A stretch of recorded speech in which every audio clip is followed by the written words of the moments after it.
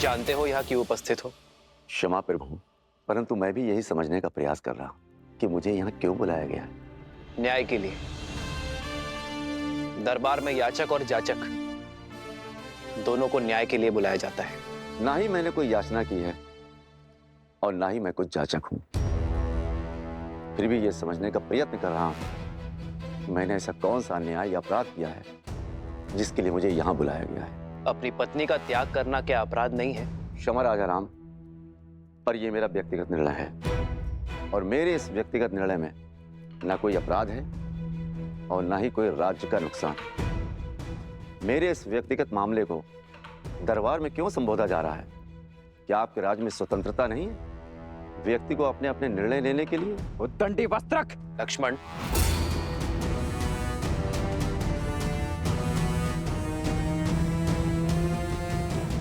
निर्णय और मामला दोनों अवश्य व्यक्तिगत है, किंतु अन्याय एक स्त्री पर हुआ है। उसने अपनी व्यक्तिगत स्वतंत्रता का उपयोग कर सहायता और अन्याय का निवारण मांगा है और यह अवश्य ही राज्य के क्षेत्र में आता है वस्त्रक। न्याय करना एक राजा का परम धर्म है और इसी कारणवश तुम्हें यहाँ बुलाया गया है। तो न्याय अवश्य होना चाहिए राजा राम, परंतु आशा करता हूं कि याचक एक स्त्री है और आप पक्षपात बिल्कुल नहीं करेंगे उस याचक पर जो एक पुरुष है। मौन हो जाओ वस्त्रक, अन्यथा यहीं तुम्हारी जिह्वा काट दूंगा मैं।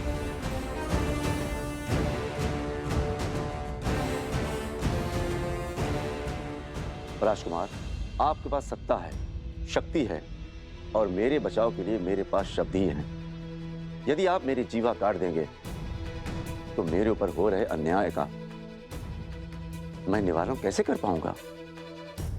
ना ही इनकी जीभा काटी जाएगी और ना ही तुम्हें रोका जाएगा। तुम्हें अपना पक्ष रखने की पूरी संधि मिलेगी। बताओ, अपनी पत्नी का त्याग क्यों किया तुमने वस्त्रक? ये रात भर घर पर नहीं आई और इसका यह कहना है कि इस नाविक के साथ तट पर रात भर थी। इसलिए महाराज, मुझे इसकी पवित्रता पर संदेह है। संदेह संपूर्ण परिवार, मित्र और राज्य सबके लिए घातक होता है। यदि संदेह को प्रमाण का जोड़ ना मिले तो वो मात्र आरोप होते हैं वस्त्रक। महाराज, आरोप ही सही, तो मेरे इन आरोपों का इन दोनों के पास कोई प्रमाण है? विश्वास। अपनी पत्नी के साथ तुम कई वर्षों से रह रहे हो, इस नाविक को भी कई वर्षों से जानते हो। क्या इस नाविक ने कभी भी संदेह करने का अवसर दिया? क्या तुमने इस नाविक को किसी और स्त्री के साथ अभद्रता करते हुए देखा? क्या इस अविश्वास का प्रमाण है तुम्हारे पास वस्त्रक? तुम अपने घर के द्वार बंद कर दो और बाहर ना निकलो तो इसका यह अर्थ नहीं कि बाहर सूर्योदय नहीं हुआ है। वही तो राजा राम, द्वार बंद कर कर घर के भीतर बैठो, इससे यह भी तो नहीं कहा जा सकता कि सूर्य पर ग्रहण नहीं लगा है। और फिर महाराज, ये तो स्वयं स्वीकार कर रही है कि ये इस नाविक के साथ थी। फिर इस बात का क्या प्रमाण है कि इनके बीच कुछ घटित नहीं हुआ?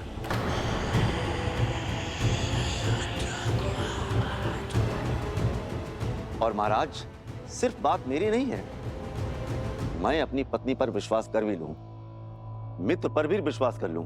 यदि तुम अपनी पत्नी पर विश्वास करते हो तो समस्या क्या है वस्त्रक? समाज, समाज का क्या?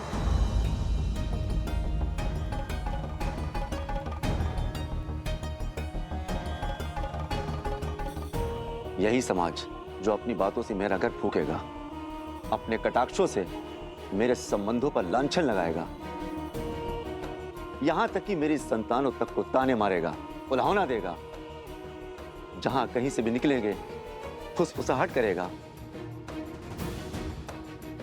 महाराज, मनुष्य विवाह करता है सुखी रहने के लिए, जब सुखी नहीं रह जाएगा तो उस संबंधों का रखना क्यों?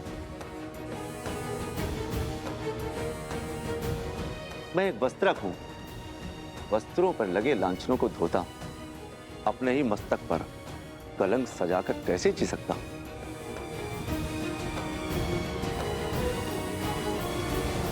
जिसे तुम कलंक का नाम कह रहे हो वो मात्र भ्रम भी तो हो सकता है वस्त्रक। कैसा भ्रम राजा राम? नाभिक से पूछिए, यदि मैं उसकी पत्नी के साथ रात भर अकेला रहता तो वो मेरे बारे में क्या सोचता? पूछिए मेरी पत्नी से, यदि मैं पर स्त्री के साथ रात भर बाहर बिताकर आता तो क्या मेरी पत्नी मुझ पर विश्वास करती? पूछिए इन सभाजनों से, यदि उनकी पत्नियां रात भर किसी और के साथ रहती क्या वे स्वीकार करती? यदि ये स्वीकार भी कर लेते तो क्या ये समाज तभी आवाज में बात नहीं करते, कलंकित नहीं करते?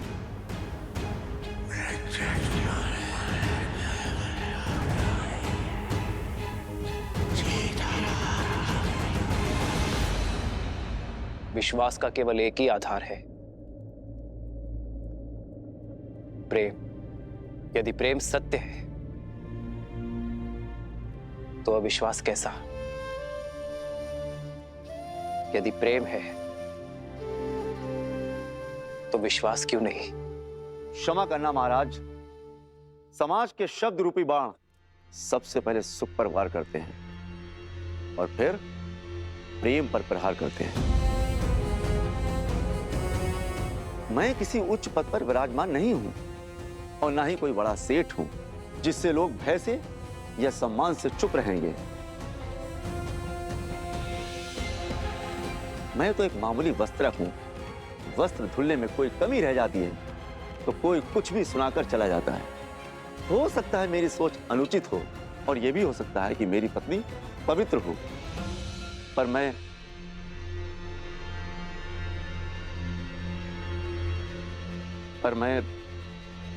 निडर होकर कहो वस्त्रक।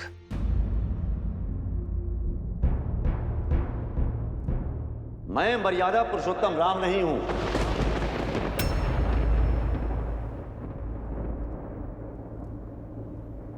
मेरा जन्म दिव्य प्रसाद से नहीं हुआ। मैं ऐसी स्त्री को नहीं अपनाऊंगा जो किसी अन्य पुरुष के साथ रहकर आई हो।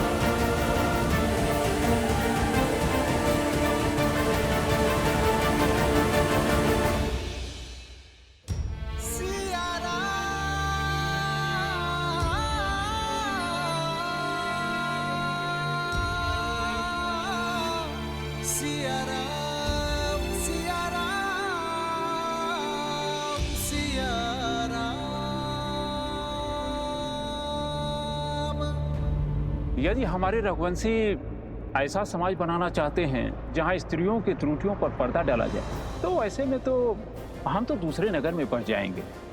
जब राज परिवार ने स्वयं ही अनुचित उदाहरण प्रस्तुत कर दिया है तो कोई क्या करे? मैं एक वस्त्रक हूं।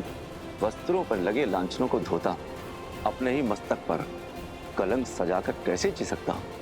पूछिए इन सभाजनों से, यदि उनकी पत्नियां रात भर किसी और के साथ रहती क्या वे स्वीकार करती? मैं मर्यादा पुरुषोत्तम राम नहीं हूं। मेरा जन्म दिव्य प्रसाद में नहीं हुआ है। मैं ऐसी स्त्री को नहीं अपनाऊंगा जो किसी अन्य पुरुष के साथ रहकर आई हो।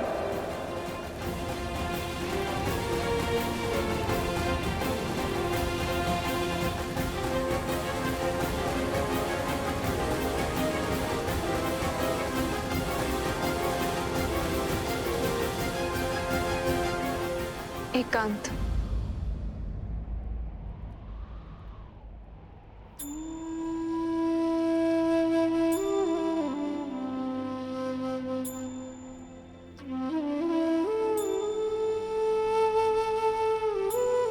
चरित्र का प्रमाण जो लंका में दिया, क्या वो अयोध्या में भी देना होगा? आर्य अग्नि परीक्षा।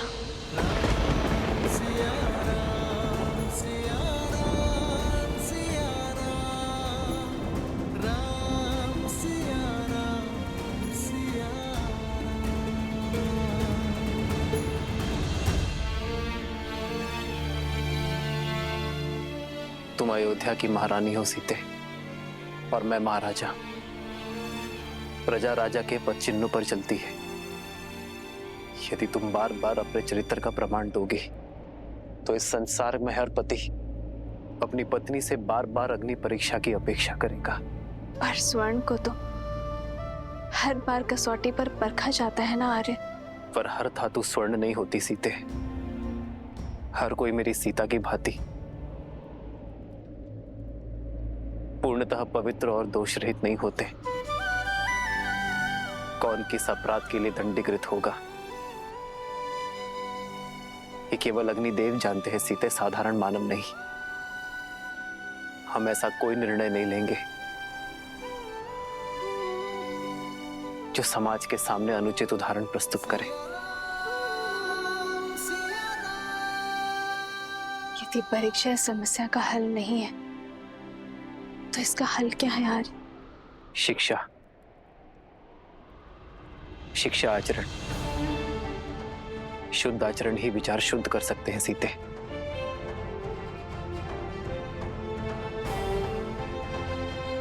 मैं नहीं जानता सीते कि अपने समाज को कैसे शिक्षित करूं, कैसे अपनी प्रजा के मन में उठ रहे प्रश्नों को रोको। वो प्रश्न जो उनके नेत्रों में दिखते हैं जब वो मुझे देखते हैं। धनिक सोच यार, जब तक मैंने स्वर्ण मृग नहीं देखा था तब तक मुझे उसके पाने की इच्छा नहीं थी। अर्थात जो नेत्रों को दिखता है वही मन को विचलित करता है आर्य, और जो नहीं दिखता उसके विचार भी नहीं आते और उस पर प्रश्न भी नहीं उठते।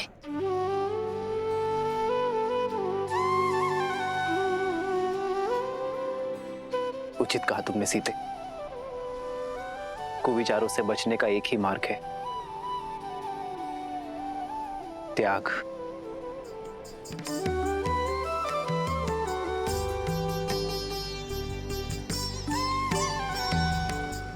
हम दोनों अपने राज्य का परित्याग कर देंगे तो ना ही कोई प्रश्न उठेंगे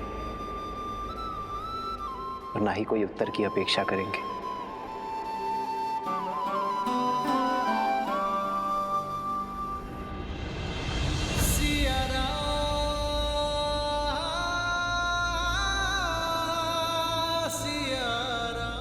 हम दोनों नहीं, केवल मैं आ रहे हैं। यदि हम दोनों साथ जाएंगे तो वो त्याग नहीं, समस्या से भागना होगा आर्य। और रघुवंशी कभी समस्या से नहीं भागते। सीते, आर्य, जिस क्षण महाराजा राम महारानी सीता को त्यागेंगे उसी क्षण अयोध्या के सब दुख मिट जाएंगे। आपकी हर समस्या टल जाएगी यार। नहीं, कदापि नहीं सीते, कदापि नहीं। राम सीता का त्याग नहीं कर सकता। किंतु राम सीता का त्याग नहीं कर रहा है। महाराजा राम को महारानी का त्याग करना होगा।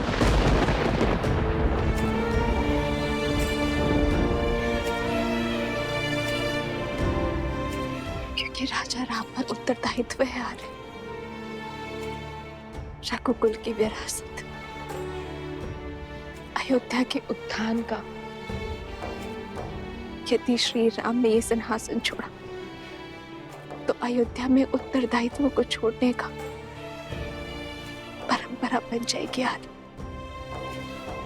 आर्य, आपका वो वचन टूट जाएगा जो आपने अयोध्या को दिया,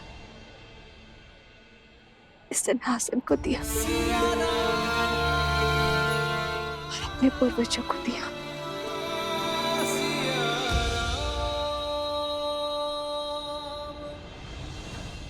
और उस वचन का क्या जो हमने एक दूसरे को दिए कि हर सुख में हर पीड़ा में एक दूसरे का साथ देंगे, साथ में हर समस्या का समाधान भी निकालेंगे आनंद। अब आप केवल राजा ही नहीं, होने वाले पिता भी हैं आर्य। आप प्रजा रूपी संतान को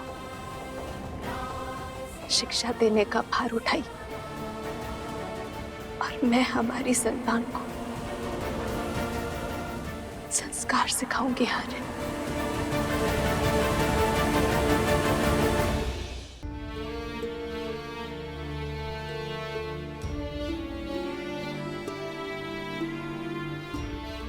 एक बार शांत मन से सोचिए, जो समाज, जो प्रजा मुझ पर, इस पर इतने लांछन लगाने को तत्पर है, उस समाज के बीच हम उसे संस्कार कैसे दे पाएंगे आर्य? यही पिता धर्म की पुकार भी है, यही राजा कर्म की ललकार भी है। हमें ये त्याग करना होगा।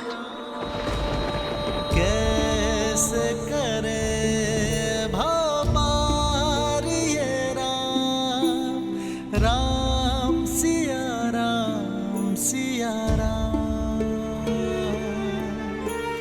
कैसे करे भव पार ये राम, राम सिया राम सिया राम। राजा राम को महारानी का त्याग करना होगा। एक बार शांत मन से सोचिए, जो प्रजा मुझ पर, इस पर इतने लांछन लगाने को तत्पर है, उस समाज के बीच हम उसे संस्कार कैसे दे पाएंगे आर्य? यही पिता धर्म की पुकार भी है, यही राजा कर्म की ललकार भी है। हमें ये त्याग करना होगा।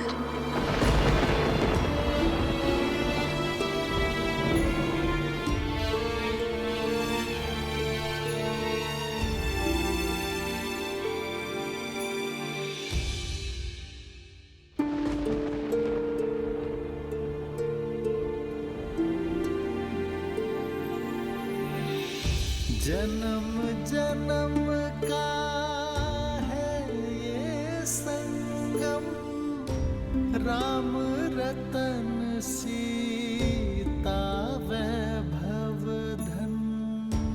राम है लोचन सीता दृष्टि, राम है बादल सीता वृष्टि।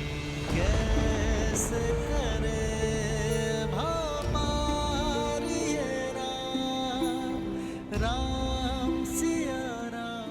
राजा की आंखों में अश्रु तो प्रजा की आंखों में अश्रु कैसे देख सकेंगे आर्य? ये राम के अश्रु है सीते, राजा राम के नहीं। तो ये सीता का वचन है, शीघ्र ही समय आएगा जब अयोध्या से हर मलिनता नष्ट हो जाएगी, जब हमारी संतान के लिए यहाँ आना शुभ होगा, जब राम राज्य एक बार फिर राम सीता को साथ देखेगा। प्रारंभ के लिखे इस वियोग को हम प्रयास से एक बार फिर संयोग में बदल देंगे। रूठे से लगते सांसों के धागे, भीगे ये नैना सोए न जागे। तन से प्राण विलग हों जैसे सिया से राम अलग हो कैसे सिया राम सिया राम सिया राम सिया राम सिया राम सिया राम।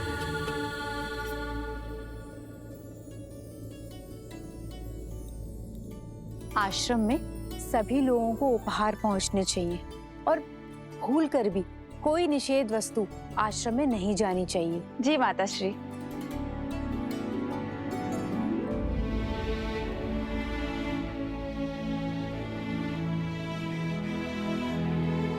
दीदी दीदी आप आ गए। अब आप आ गए हैं तो एक दृष्टि डाल लीजिए, सब उचित है ना। देखिए मैंने फल यहाँ पे रखे हैं और आपके वस्त्र यहाँ अलग से रख दिए हैं। महारानी, ये वस्त्र सज्ज है।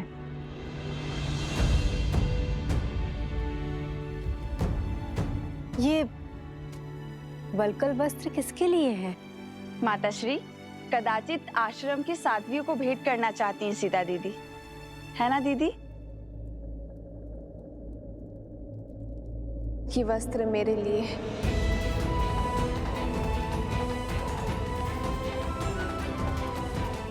वस्त्रों का मानव स्थिति पर बड़ा प्रभाव पड़ता है ना। आश्रम जा रही हूं तो वस्त्र भी सात्विक होना चाहिए।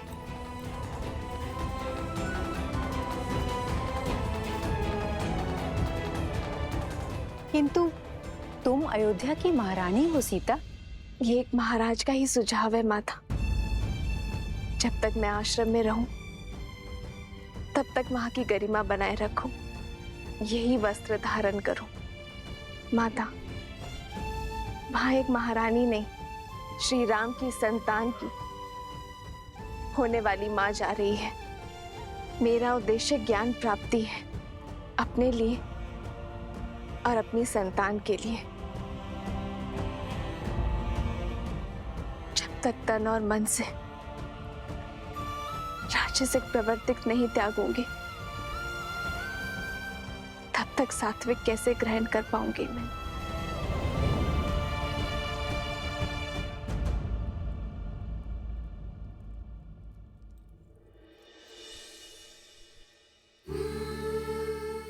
वर्षों तक श्री राम के साथ एक साध्वी की भांति इन वस्त्रों में बिताए हैं मैंने। इन वस्त्रों से अधिक अच्छा कुछ और नहीं लगता।